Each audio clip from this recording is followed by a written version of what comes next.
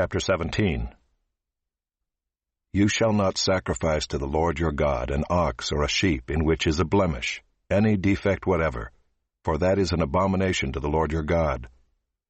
If there is found among you, within any of your towns that the Lord your God is giving you, a man or woman who does what is evil in the sight of the Lord your God, in transgressing his covenant, and has gone and served other gods and worshipped them, or the sun, or the moon, or any of the host of heaven, which I have forbidden, and it is told you, and you hear of it, then you shall inquire diligently, and if it is true and certain that such an abomination has been done in Israel, then you shall bring out to your gates that man or woman who has done this evil thing, and you shall stone that man or woman to death with stones.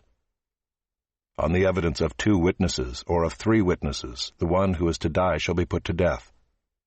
A person shall not be put to death on the evidence of 1 witness. The hand of the witnesses shall be first against him to put him to death, and afterward the hand of all the people. So you shall purge the evil from your midst.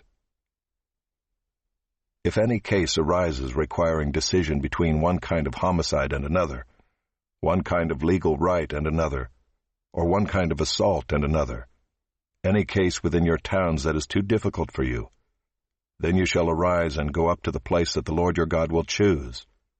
And you shall come to the Levitical priests and to the judge who is in office in those days, and you shall consult them, and they shall declare to you the decision.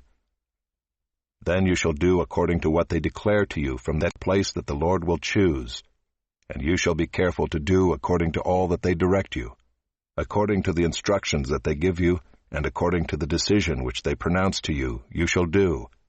You shall not turn aside from the verdict that they declare to you, either to the right hand or to the left.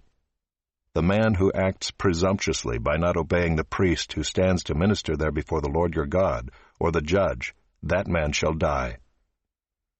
So you shall purge the evil from Israel.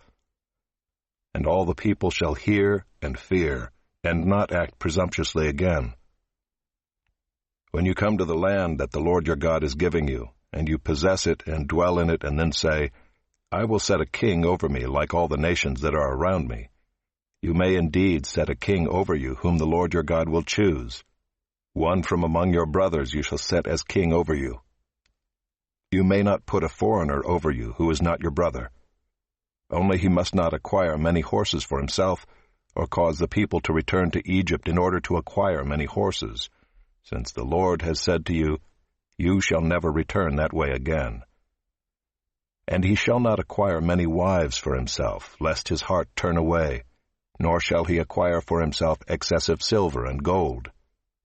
And when he sits on the throne of his kingdom, he shall write for himself in a book a copy of this law, approved by the Levitical priests.